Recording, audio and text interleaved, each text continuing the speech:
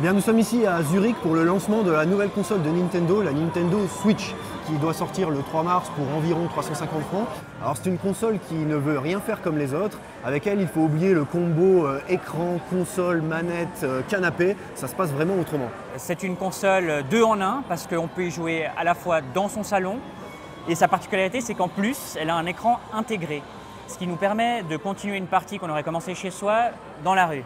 À condition bien sûr que les 3 à 6 heures d'autonomie promises par Nintendo tiennent réellement leurs promesses.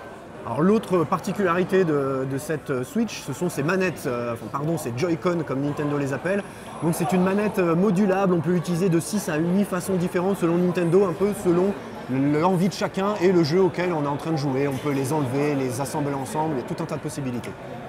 On a pu jouer à 8 jeux à peu près, dont 3 qui sont des mini-jeux qui font partie du titre One to Switch. Le clou du spectacle c'était quand même ce nouveau Zelda. Les fans de la série s'y retrouveront, le royaume d'Hyrule est bien présent, on a cette tunique verte. Le gameplay a été repensé, la gestion de l'inventaire.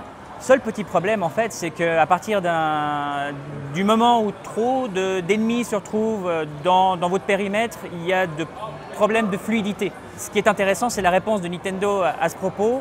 On nous a dit on ne parle pas de technologie, l'important pour nous c'est l'expérience, c'est le fun. Cette non-réponse est assez intéressante au niveau de la stratégie de communication de Nintendo. Nintendo s'est rendu compte que la course technologique avait été perdue depuis longtemps face à les concurrents que sont Sony et Microsoft. Et du coup, cette concentration sur l'expérience de jeu est assez claire. L'autre point qui nous a peut-être un petit peu déçus ici, même si ce lancement était quand même assez agréable, c'est qu'il y a des grands absents. Mario n'est pas là, il ne sortira pas avant Noël a priori sur la console. Donc c'est quand même toujours un peu frustrant. On associe quand même les consoles Nintendo à ce petit plombier moustachu, donc il faudra attendre pour ça. Nintendo nous dit que c'est pour un peu espacer les sorties de jeux pour qu'il y en ait un petit peu toute l'année.